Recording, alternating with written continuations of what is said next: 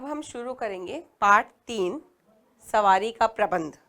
ये एक कहानी है, ठीक है। इसमें हमें कहानी में बताया गया है कि सवारी का प्रबंध, कौन सी सवारी की जाए, उसकी क्या तैयारी, कौन सी तैयार की जाए सवारी।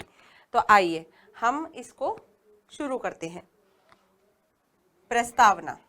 राजा गंगा स्नान के लिए जाना चाहते थे, मगर काफी सोच विचार के बाद भी जब यात्रा का समाधान न जचा तो यात्रा स्थगित करनी पड़ी। ये कहानी में एक राजा है जो कि गंगा स्नान के लिए जाना चाहते थे। उन्होंने गंगा स्नान कौन सी सवारी से जाया जाए ये वो समझ नहीं पाए, क्योंकि उन्होंने अलग अलग सवारियों के ऑप्शन, मतलब अलग अलग सवारियों के नाम लिए कि किससे चला जाए, कौन सी, क्या, कितने दिन लगते हैं। तो जब ये पूरा तय नहीं हुआ कि कौन सी सवारी से चला जाए, तो उन्होंने गंगा स्नान का यात्रा का प्रोग्राम, मतलब कि कार्यक्रम ही स्थगित कर दिया। परिकल्पना। राजा के मंत्री के स्वभाव में क्या खास बात थी? उद्देश्य। सामान्य सूझबूझ या बातचीत के कौशल का विकास करना। तो इसका उद्देश्य है कि हमें अपने बातचीत का कौशल इतना आना चाहिए, इतना विकास करना चाहिए कि सामने वाला बुरा भी नहीं लगे और वो राजी भी हो जाए। यह बुंदेलखंड की एक लोक कथा है। ये जो हम कहानी पढ़ रहे हैं सवारी का प्रबंध, यह बुंदेलखंड की एक लोक कथा है। एक राजा थे, वे राजकाज से थक गए थे। एक दिन वे दरबार में अपने मंत्री से बोले, मंत्री जी, मैं सोचता हूँ कि हम लोग गंगा स्नान कर आएं। राजा जो है वो अपने सारे राज्य का काम करते करते थक गए थे, तो उन्होंने अपने मंत्री जी से कहा कि मंत्री जी, मैं सोच रहा हूँ कि हम लोग गंगा स्नान कराते हैं। राजा की बात सुनते ही मंत्री ने झट से बोला, बड़ा ही शुभ विचार है महाराज। अपने पूर्वजों ने राजा की बात सुनते ही मंत्री झट से बोले, बड़ा ही शुभ विचार है महाराज। आपके पूर्वजों ने कई बार गंगा जी की यात्रा की है, अवश्य चला जाए। अब जब राजा ने मंत्री से कहा कि क्यों ना गंगा स्नान के लिए चला जाए, तो जो मंत्री थे उन्होंने अपने कौशल से, बोलने के कौशल से राजा को कहा, जी ज़रूर महाराज, चला जाए। आपके पूर्वज भी गंगा स्नान के लिए बहुत बार गए हैं।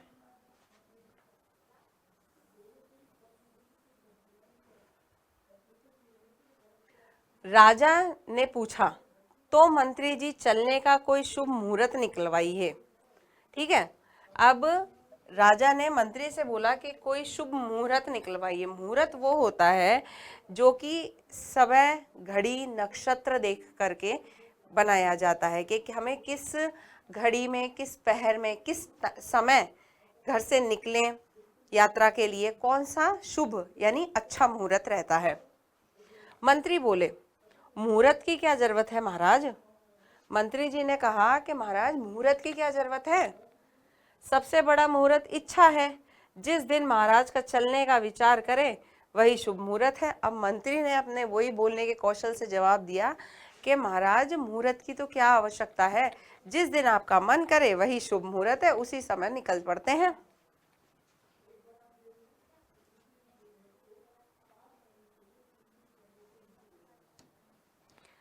राजा बोले, मंत्री जी, सवारी का प्रबंध भी तो होना चाहिए। अब मंत्री जी के सामने राजा ने ये कहा, सवाल रखा कि मंत्री जी, गंगा जी तो चल लिया जाए, लेकिन सवारी का भी प्रबंध होना चाहिए। सवारी मतलब कि राजा जी किस सवारी से जाएंगे वहां पे। राजा ने पूछा, कौन सी सवारी ठीक रहेगी? सवाल था कि मंत्री जी, कौन सी सवारी ठीक रहेगी? मंत्री जी बोले, सवारी वही ठीक रहेगी जिसमें श्रीमान को सुविधा हो। मंत्री जी ने उस सवाल, जो राजा ने सवाल पूछा, उसका एक सवाल उन्हें ही कह दिया कि महाराज, सवारी वही अच्छी होगी जो कि श्रीमान, यहाँ पे श्रीमान कह रहे हैं वो राजा जी को, कि जो श्रीमान को की सुविधा के अनुसार होगी, है ना। राजा बोले, मंत्री जी हाथी कैसा रहेगा। अब राजा ने पहला उनको विकल्प दिया कि हाथी कैसा रहेगा। मंत्री जी बोले, महाराज उत्तम। उत्तम यानी बहुत अच्छा, ठीक है, उत्तम।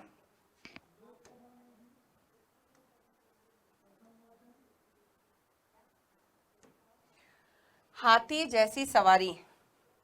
मंत्री जी ने कहा, महाराज उत्तम सवारी है, हाथी जैसी। वाह, क्या कहना। आनंद से चले जा रहे हैं, जहां मन वहीं ठहर सकते हैं, जब चलना चाहें तभी चल दिए। राजाओं की सवारी तो हाथी ही है।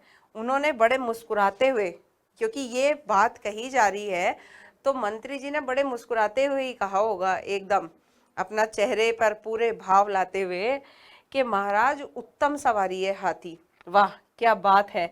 आनंद से चले जा रहे हैं, जब मन करा तब रुक जाए और जब मन करा तब चल पड़ो। राजाओं की सवारी ही हाथी है।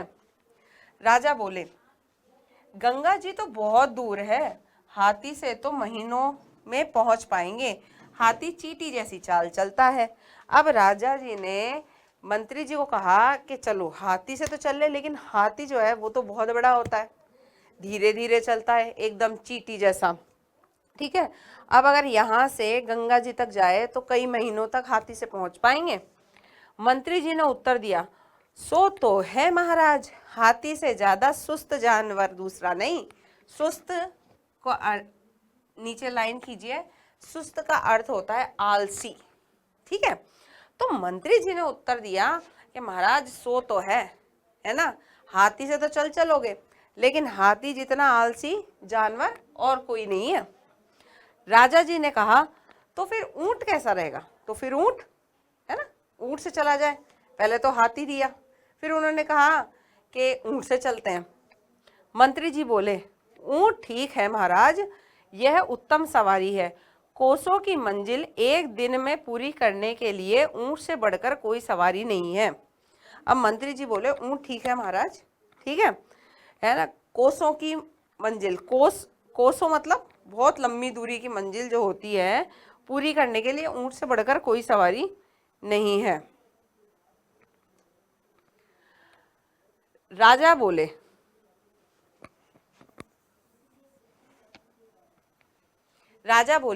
परंतु कई दिनों का राग है, ऊंट पर बैठ बैठे कुबड़ निकल आएगा, कमर तो टूट ही जाएगी, ऊंट बलबलाता भी बहुत है। अब राजा जी ने जब उन्हें कहा कि ऊंट से चलें, मंत्री जी ने कहा हाँ ठीक है, ऊंट से चलते हैं, ठीक है, बहुत लंबी दूरी जल्दी से तय हो जाएगी। अब राजा जी को यहाँ लगा कि भाई ऊंट तो हो जाएगा, लेकिन ऊंट होता कैसा है। ऊंट के ऊपर कुबड़ निकली होती है, राजा जी बैठे बैठे जाएंगे, तो वो कह रहे कि कमर टूट जाएगी। उस जैसे ऊंट पर कुबड़ होती है ना, बैठे बैठे ऊंट के ऊपर बैठे बैठे कुबड़ निकल आएगी, ठीक है, और वो बलबलाता भी बहुत है। बलबलाना यानी कुछ कुछ कहता है, जुगाली बहुत करता है ना। मंत्री बोले, छोड़िए ऊंट को भी, कमर दुखने की बात तो है ही, सरकार का पेट भी हिल जाएगा। ऊंट भी कोई सवारी है, देखने में कितना भद्दा लगता है। ऊंट और गधे की जाति में अधिक अंतर नहीं है। अब राजा जी ने ऊंट का विकल्प दिया। मंत्री जी बोले कि आप तो छोड़िए महाराज, ऊंट भी कोई सवारी है, गधा और ऊंट दोनों एक जैसा ही है, ठीक है, और सरकार का पेट अलग, क्योंकि ऊंट चलता है, खाएंगे राजा जी, पेट अलग हिलता चलेगा। राजा ने कहा, मेरे समझ से घोड़ा ठीक रहेगा। अब राजा जी ने उन्हें विकल्प दिया कि घोड़ा बिल्कुल ठीक रहेगा। मंत्री जी ने कहा, हाँ महाराज, घोड़ा बिल्कुल ठीक है, मैदान हो चाहे पहाड़ हो, घोड़ा सभी जगह चला जाएगा। घोड़ा वीरों की सवारी है, सब और सभी में शानदार है। जी चाहे वहां रुकिए, चाहे जब चलिए। घोड़े की दुल की चाल का क्या कहना। अब भाई मंत्री जी ने कहा कि महाराज घोड़ा बिल्कुल सही है, एकदम मैदान हो, पहाड़ हो, नदी हो, सबको घोड़ा आसानी से पार कर लेगा, ठीक है, और एक दिखने में भी एकदम शानदार। राजा जी घोड़े पर ही चलते हैं, राजा लोग, ठीक है। राजा बोले, परंतु एक बात है, घोड़ों पर घंटों बैठना तो कठिन ही है, 2-4 घंटों की तो बात है नहीं, कायदे से बैठना पड़ता है। अब राजा जी को इसमें भी एक तकलीफ आ गई कि घोड़े पर बैठे बैठे चलते रहना 1-2 घंटे की तो बात नहीं है, काफी लंबा सफर है, तो राजा जी वहां भी थक जाएंगे। मंत्री जी बोले, सो तो है ही महाराज, काठी और काठ एक समान समझिए। उन्होंने कहा कि काठी और काठ एक समान समझिए महाराज, यानी कि घोड़े पे काठी लगती है, वो भी एकदम लकड़ी की एकदम काठ है ना, दोनों एक बराबर हैं। धूप अलग लगेगी, छांव तो होएगी नहीं। पानी से भी बचाव नहीं, मनमौजी जानवर है, जाने कब किस खाई में पटक दे। उन्होंने कहा कि महाराज घोड़े का क्या भरोसा, मान लो कभी घोड़ा अगर बिदक जाए तो पता नहीं कौन सी खाई में गिरा दे। ठीक है, मनमौजी जानवर है, कभी नहीं आया बस में तो नहीं आया। राजा ने पूछा, मंत्री जी पालकी कैसी रहेगी? अब पहले हाथी पर है ना, हाथी भी नहीं जमा, फिर ऊंट पर आए, ऊंट भी नहीं जमा, फिर घोड़े पर आए, घोड़ा भी नहीं जमा। अब राजा जी ने कहा कि मंत्री जी पालकी कैसी रहेगी? ठीक है, मंत्री जी बोले, पालकी का क्या कहना महाराज, यही तो राजा की असली सवारी है ना, असली यानी कि एकदम सच्ची सवारी। राजा बोले, परंतु पालकी में बैठकर स्नान के लिए गंगा जी जाने की बात कुछ जचती नहीं है। अब राजा जी ने कहा, पालकी में बैठकर जाना जमता नहीं है, लोग हंसेंगे। यह बात तो है ही महाराज, पालकी पर लद कर चलना तो जीते जी मुर्दों के समान जाने के बराबर है, मंत्री जी ने कहा। अब राजा जी ने कहा कि पालकी में चलते हैं, लेकिन पालकी में जाना यानी कि 4 कंधों पर पालकी में, भाई 4 आदमी लेके जाएंगे, है ना, लोग हंसेंगे कि देखो इतना बड़ा राजा गंगा जी में स्नान करने के लिए आया है और पालकी में आया है ना। तो मंत्री जी ने कहा कि लोग हंसेंगे, लोग, ये तो बराबर उस जैसी बात हो जाती है कि जब क्या होता है, पालकी जा रही है, 4 लोग लेके जा रहे हैं जी कंधे पर, गंगा जी जब जाते हैं तो जब मृत्यु शैया होती है, ठीक है ना, तो 4 कंधों पर जाती है। तो उन्होंने कहा कि आप 4 कंधों पे जाओगे तो आप तो जिंदा ही ऐसे जाओगे जैसे आप मृत्यु शैया पर जा रहे हो, मुर्दों के समान। राजा जी ने कहा, तब तो कोई सवारी ठीक नहीं बैठती है, तो फिर मंत्री जी गंगा स्नान के लिए जाने की बात रहने ही दो। अब राजा जी को लगा जमा नहीं है ना हाथी जमा, ना ऊंट जमा, ना घोड़ा जमा, ना पालकी जमी। तो राजा जी ने कहा कि मंत्री जी रहने दो, गंगा स्नान की बात रहने दो, खत्म, बात खत्म। मंत्री जी बोले, उत्तम विचार है महाराज, गंगा भी क्या कोई विशेष है, यहीं पर सब आनंद है। कहा भी गया है, मन चंगा तो कटौती में गंगा।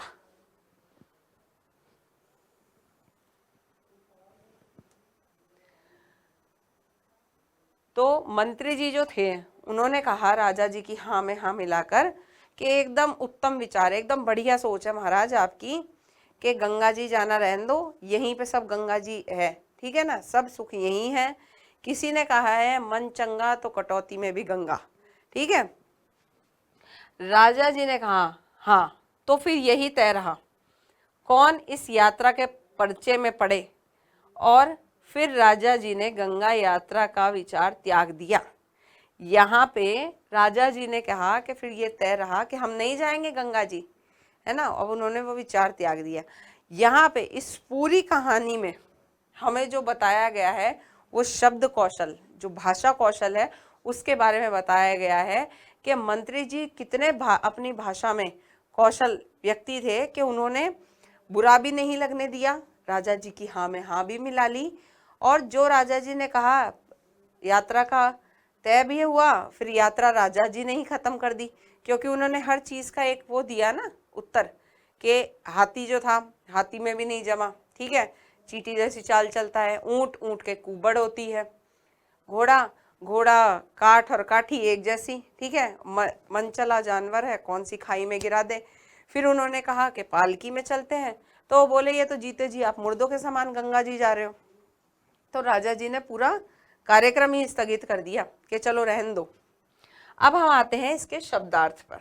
ठीक है, अब हमने ऊपर शब्दार्थ पे ऊपर भी हमने नीचे अंडरलाइन करके जो कठिन शब्द हैं उनको चिन्हित किया था, तो वही शब्द यहाँ पे भी है। शुभ, शुभ का अर्थ होता है अच्छा, सुंदर और पवित्र। ठीक है। मुहूर्त, मुहूर्त होता है समय, छोटे, जो मैंने आपको बताया था ना, सही समय, पहर, घड़ी सब देखी जाती है कहीं जाने के लिए जो मुहूर्त कराया जाता है ना। हमें कहते हैं कि शुभ मुहूर्त पे ये कार्यक्रम करना चाहिए, तो उस मुहूर्त में हमें देखते हैं कि कौन सा समय, कौन सी घड़ी, कौन सा पहर शुभ है, तो उसके लिए है। आनंद का अर्थ होता है सुख, असली का अर्थ है वास्तविक, है ना, यानी सच्ची, रियल एकदम। हम कहते हैं ना, बड़ी, हम मूवी देखने जाते हैं जी, हम कहते हैं कि बड़ी एकदम सच्ची, एकदम रियल मूवी लग रही थी, असली। तो वो जो वास्तविक होता है वो होता है असली। फिर है पूर्वज, पूर्वज होते हैं हमारे दादा, परदादा, उनके भी दादा, उनके भी दादा, जो हमारी पीढ़ियां चली आ रही है वो पूर्वज। इच्छा है कामना, हमारी क्या कामना है। सुस्त, आलसी, मुर्दों यानी मरा हुआ।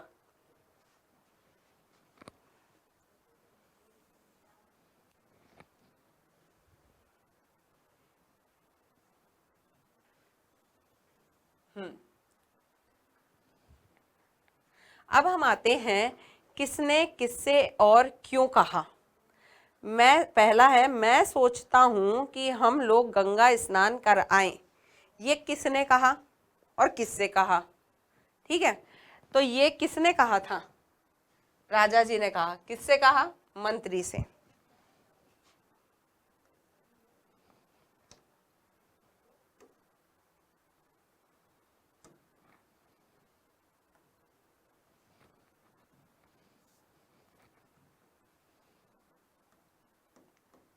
राजा ने कहा, किससे कहा, मंत्री से। क्यों कहा, क्योंकि राजकाज से थक गए थे। राजकाज से थक गए थे। राजाओं की सवारी तो हाथी है। ये किसने कहा, ये मंत्री ने कहा, राजा से कहा। क्यों कहा, क्योंकि राजा जी ने हाथी को विकल्प बताया था। मंत्री ने कहा, राजा से कहा। अब राजाओं की सवारी तो हाथी है, इसका अर्थ है क्यों कहा, उन्होंने अपने मन में क्या सोचा कि भाई शाही सवारी होती है।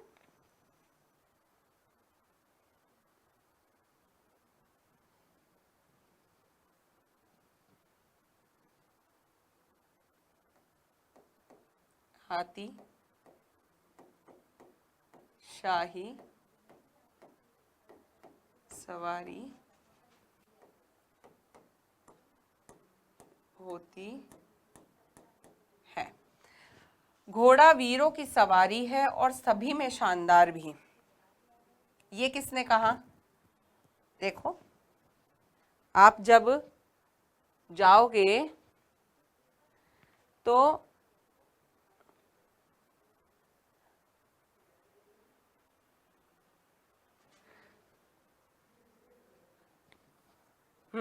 ये देखिए, राजा जी कह रहे हैं, राजा जी ने जब घोड़े का दिया ऑप्शन, है ना, विकल्प दिया घोड़े का, तो मंत्री जी ने कहा कि घोड़ा जो है वीरों की सवारी है, सभी में शानदार होता है। तो ये किसने बात कही, मंत्री जी ने कही, राजा से कही। क्यों कही, क्योंकि जो घोड़ा होता है वो कहीं भी, मैदान हो, पहाड़ हो, है ना, घोड़ा सभी जगह चला जाता है।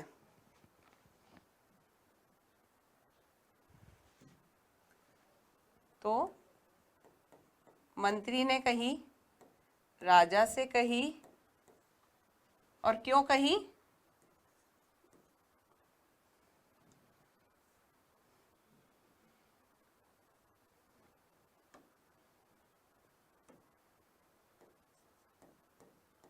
घोड़ा सभी जगह सरलता से चला जाता है। प्रश्न गैर सत्य असत्य बताइए। हमें सच और झूठ, सत्य असत्य बताना है। पहला है राजा गंगा स्नान के लिए जाना चाहता था तो सत्य। दूसरा है मंत्री ने पालकी को राजाओं की सवारी बताया, है ना, तो इसका होगा सत्य। तीसरा है घोड़ा वीरों की सवारी है, सत्य। चौथा है मंत्री ने पालकी को मुर्दों की सवारी बताया, सत्य।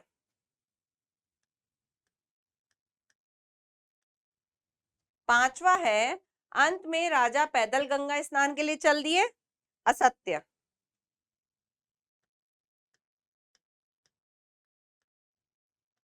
ठीक है बच्चों, यहाँ पे हमारा गे वाला प्रश्न पूरा होता है। अब है सही विकल्प के सामने सही का चिन्ह लगाइए। हमें यहाँ पे दे रखे हैं तीन विकल्प दे रखे हैं, उन तीन में से जो सही होगा हमें उसके सामने सही का निशान लगाना है। मंत्री ने राजा के विचार को कैसा बताया? अशुभ, शुभ, सामान्य, तो शुभ। राजा ने सबसे पहले सवारी के लिए किसे चुना? हाथी को, ऊंट को या घोड़े को? हाथी को। वीरों की सवारी किसे कहा गया है? हाथी को, घोड़े को या ऊंट को? तो इसका है घोड़े को।